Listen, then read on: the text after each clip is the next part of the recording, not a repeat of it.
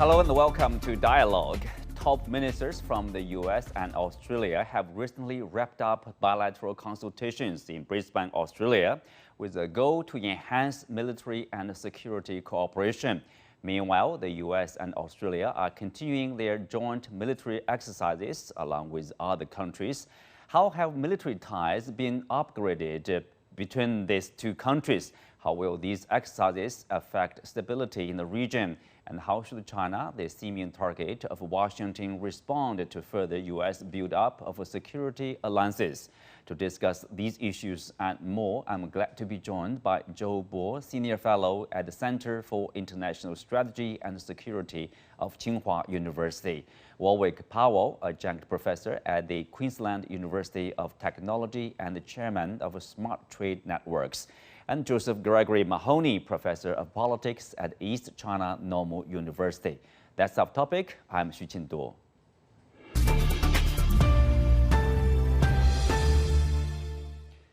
Welcome to Dialogue. Warwick from Australia, I will start with you. Compared with the previous military drills, this time the size or the scale is much larger, as it involves 30,000 troops from US, Australia, and 11 other countries. What do you make of the differences, from this between these exercises and the previous practice? Look, the most important thing to recognise is the change in context. And these exercises are being undertaken at a time when there are significant transformations going on in the world, and where the traditional Western powers, the collective West, anchored particularly by the United States, is trying to, in a sense, hold on to the world of the past.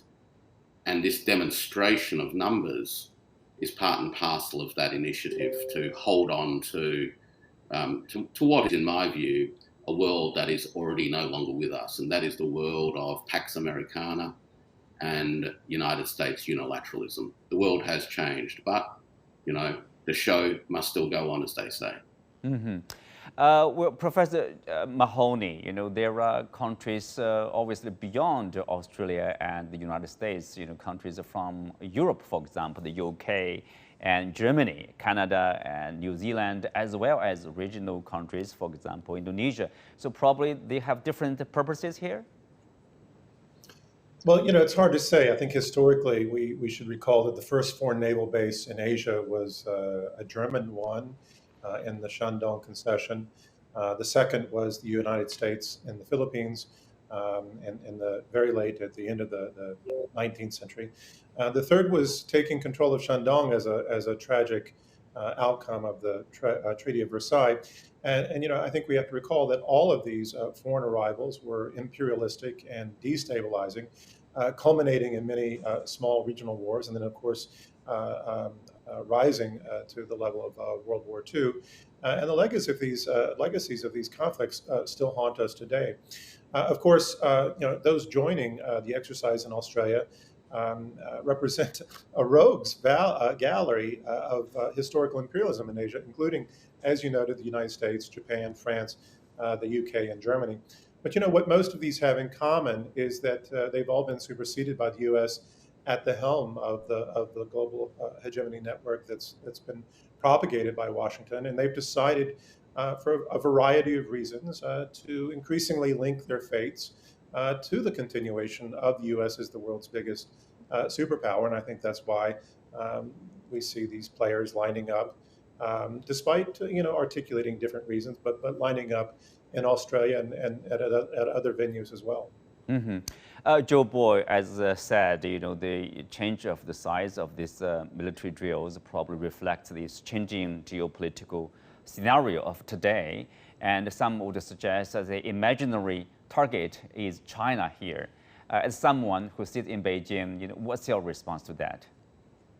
Well, certainly the United States would wish to be focused in the Indo-Pacific, to be more specific on China, if it can, because the war in Ukraine has actually siphoned a lot of American attention and resources. But I don't believe that the size itself would indicate that it is entirely against China, because China actually in the past also participated in some American-led exercises, for example, Gold Cobra in Thailand and RIMPAC, for quite a few times. But there is something different. PLA's participation in all these exercises are basically in humanitarian areas. That is, you are only allowed, to do something in humanitarian areas. You are not open, to observe something that is more operational. So there is a difference.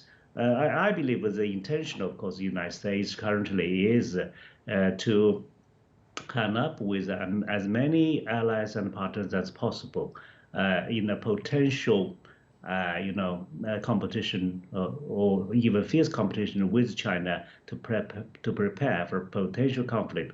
But that is not so black and white. And for those countries who have already joined this exercise, they have their own purposes. Yeah, it's not so black and white. Not so black and white.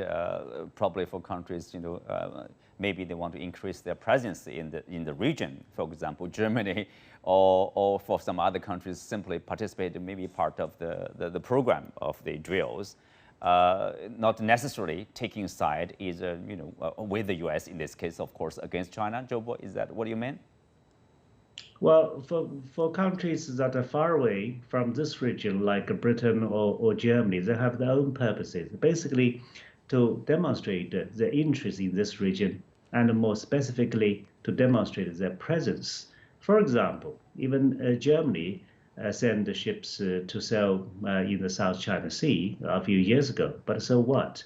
The South China Sea is an international, sea lane. So of course they can sail in the South China Sea, and so did Britain. But how many times did they do it? Not so many times, because they cannot afford, to do as many as they wish. Basically, it's a kind of symbolic, freedom of navigation operation, which doesn't really matter that much.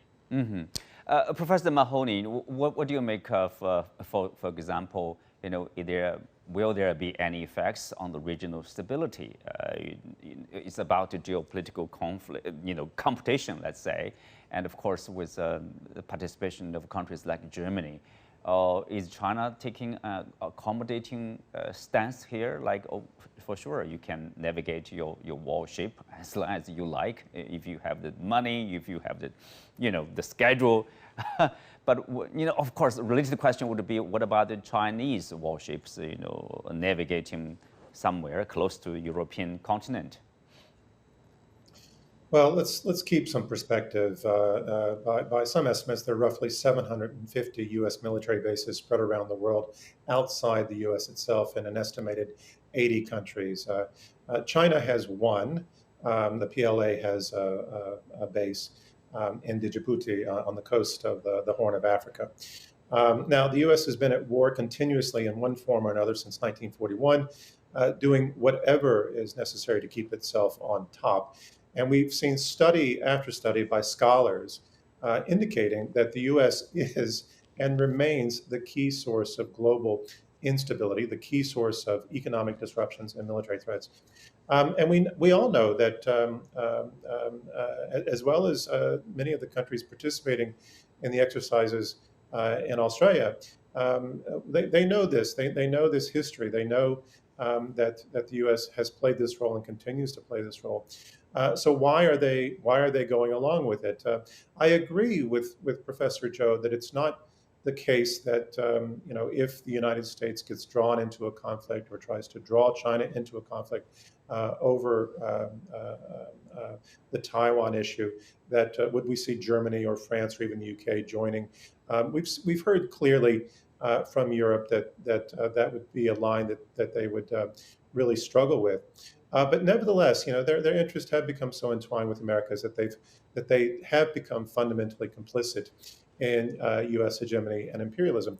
But the key point here, I think, has been underscored in recent articles in various publications, including one that just appeared in Forbes, which underscore that preparing for war is not the same as deterring it, and generally the opposite. And by many measures, and including We see this in the rhetoric that's been released by the Department of Defense. They're talking about preparing for conflict, interoperability, combat, and so on.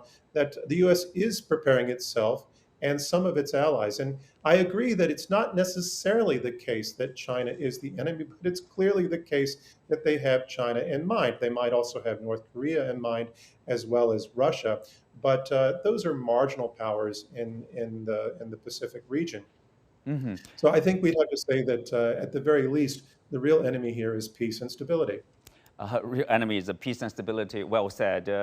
In Warwick, speak of that. Of course, you have this U.S. Secretary of State Antony Blinken basically speaking to the New Zealand's people, saying that AUKUS, the alliance between Australia, the U.S. and the U.K. is open to regional countries, including New Zealand. There's a fear, there's a concern that there will be a mini NATO or Asian version of NATO. At the same time, we know for the absolute number of Asian countries, the priority is development. We know the gravity of economic growth is partly in Asia. And now we are seeing this region, is there a possibility, is there a danger that that region will be divided along different camps? I think there is a real and present danger that the region will be divided. The participants in the latest military activities, in a sense, clearly shows where some of those division lines are. As some of the others have already mentioned, the division lines really do cut down the lines of, in a sense, the old colonial world, harking back, 300, 400, 500 years, and a more multipolar, pluralistic Asian environment, which seeks to navigate differences by negotiation and building institutions of mutual interest. So there is actually a very different set of ethoses at work as well. If we're talking about the question of an Asian NATO, I think the European NATO tells us something about what it will be like. And what it will be like is that it will be predominantly resourced by the Americans, but it will be the locals who will be thrown onto the front line. And it looks like that what has been happening here in Australia is the preparations of Australia to be part of that offensive force. If peace and stability are the enemies, then what we've got is a rhetorical framework being developed which notionally uses words like deterrence as a fig leaf for a strategy that is actually all about preparations for conflict. Deterrence is not a substitute for a strategy for long-lasting peace. Deterrence can actually lead to the reverse. You can't out-deter your competitor all of the time. And in fact, it could lead to new alliances being formed which are contrary to the notional objectives of deterrence. What we need in our region is a focus on the institutional building that's necessary to create the conditions for lasting peace, not a narrow militaristic game plan which is actually about preparing for war. Well, on institutional building, Warwick, here, you have this Australia-US ministerial consultations just concluded recently. A joint statement posted, citing deepening military ties between US and Australia, which includes, there's a long list of development here. US access to more Australian bases, regular and longer US Navy submarine stops to Australia, increased cooperation between both countries in space, speeding up efforts for Australia to develop its own guided missile production capability, and joint cooperation to establish deeper security relationships with other countries in the region. There's a fear in Australia, of course, before that, fear if Australia becoming or steadily being turned into a base for offensive US operations into Asia. So first of all, what's the public response to this latest development inside Australia? Look, it's been very interesting watching the public reaction to the AUSMIN decisions and announcements. There's already been an undercurrent of concern around AUKUS, whether it's because of the nuclear issues or being dragged into a war in the region that Australia really has no interest in fighting. And we've seen a lot of commentary about that from former Prime Minister Paul Keating to others. That's been part of the reaction. But the AUSMIN meetings and the military exercises over the last week have seemed to galvanise a new level of concern amongst different parts of the Australian community. Over 20 branches of the Australian Labor Party have already resolved resolutions calling on the government to pull out of AUKUS. That's one part. But when you look on social media and the alternative or independent media, we're starting to see a lot more voices come out expressing concerns not only about AUKUS, but about the broader ensnarement, if you will, of Australia into this forward offensive posture. And ultimately, wrapped around all of this is some pretty bad optics.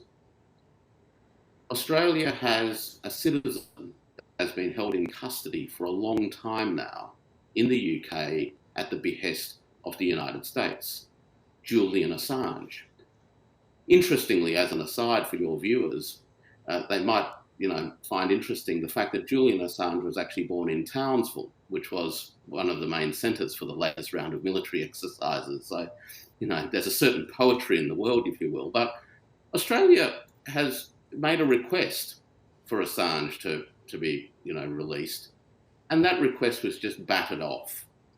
And the optics basically look like, Australia, you will do what we want you to do, and whatever it is that you might have an interest in, don't worry about it, we're not taking it seriously.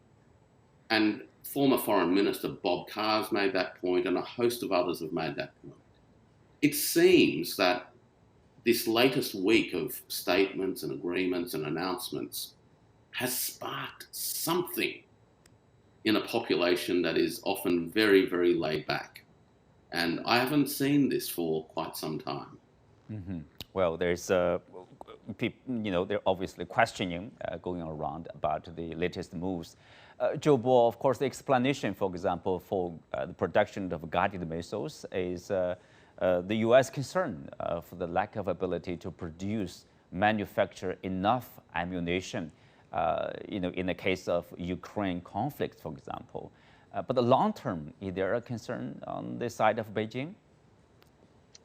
Well, I've certainly read the report about what you said, and if we come to this region, it's more interesting because previously it was mentioned that the 8 nuclear-powered submarines, even the first one, won't be delivered before 2040. But now apparently the United States has changed its mind to just give 3 nuclear submarines already in its deployment to Australia first before others are to be produced. So this kind of behavior is interesting in that probably the United States has a sense of a better sense of security, right? Then about Australia, what I want to say is very much an echo to what Warwick has just said, because I observed and I found that Australia actually has always been fighting other people's war, because it is a big continent itself, right? It doesn't have enemies of its own, except during the Second World War when the Japanese, bombed Darwin, for example. Otherwise, Australians have always been fighting other people's war, be it in the Vietnam War, Afghan War, the Iraqi War, or even in Gallipoli War in the past. So if the United States wants Australia, and also an Anglo-Saxon country, to make a choice, it's difficult for Australia to say no. But Australia being located in this region, which is becoming more and more, fused with Asian culture or Asian identity, is a difficult choice for Australia. Actually, 1/3 of Australian export would go to China. So I understand this is a difficult choice, yeah, for Australia. American intention is black and white. Of course, it want more and more countries to join AUKUS, but I think New Zealand would be clever enough not to say yes at this stage, because this kind of a nuclear powered submarine issue has a lot to do with New Zealand's objection, yeah, to this, because they want to make this region free of any nuclear, issues. So things are complicated, but I believe this is really issue that is becoming larger and larger gradually. Yeah. Mm-hmm.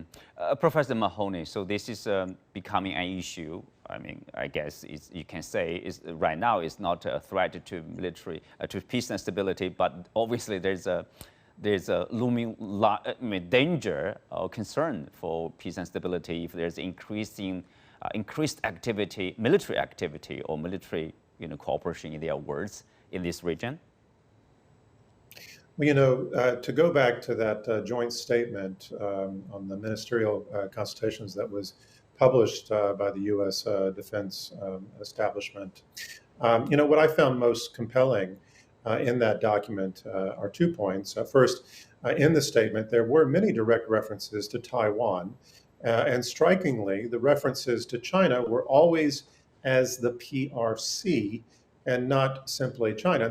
I think this isn't the first time we've seen this, but it's very striking in this document to see this juxtaposition, because it almost suggests that there's a two-China narrative that's starting to emerge in these types of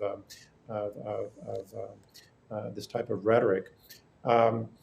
And I think this will certainly attract attention in Beijing. Second, the document explicitly emphasized, quote, Taiwan's role as a leading Indo-Pacific economy and democracy, and reiterated, the leaders reiterated their commitment to work together to support Taiwan's meaningful participation in international organizations.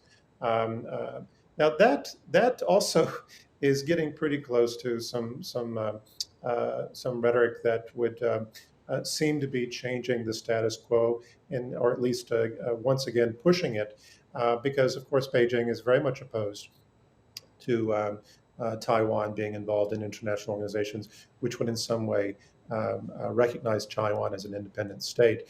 So I find it interesting that these comments are right in the middle of this document between these two countries that are talking about not changing the status quo, but are preparing for conflict and directly mentioning Taiwan, which many analysts fear would be the most likely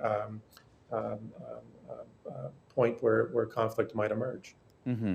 Well, as a journalist, I have been following this change of tones, if not words, by calling China PRC instead of China directly by U.S. officials. It has been going on for some time. This may be an indication of the U.S. Changing the status quo or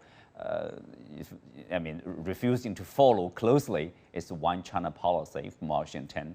But for Australia, Warwick, Australia has made it quite clear, they follow this one China policy, Taiwan is part of China, but is there a danger somehow they are following the U.S. or being dragged into the confrontation over Taiwan? Or I would say a challenge, presented by Washington to Beijing. On the Taiwan question, I think Australia continues to hold the position that it has held for many decades. That's certainly the official position. However, I think that it is fair to say that there are moves to create space or create room for a more open interpretation of what that means in practical terms vis-a-vis the participation of the Taiwanese in different organisations. So I think that that's one part of the challenge that Australia, in a sense, faces, as the American neocons in particular really are pushing very, very hard for what is in effect a salami slicing of the One China policy, ultimately with a view to sparking conflict, I believe. That's one thing. I think the other thing is to put some context on this as well.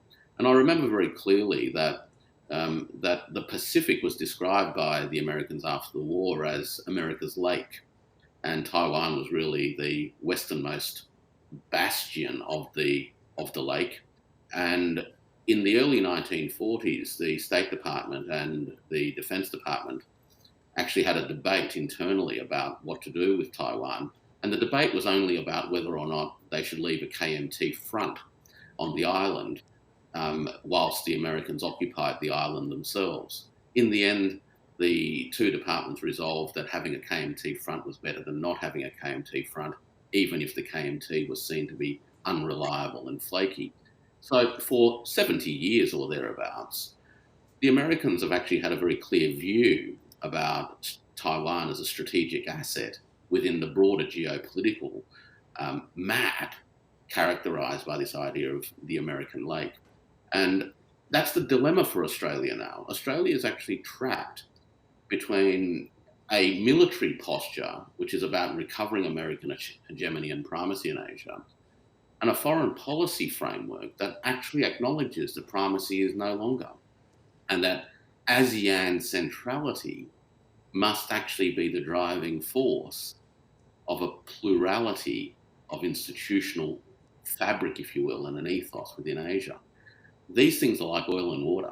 They're not going to go together very well, and that's the dilemma that currently the Australian public policy posture confronts. Mm-hmm.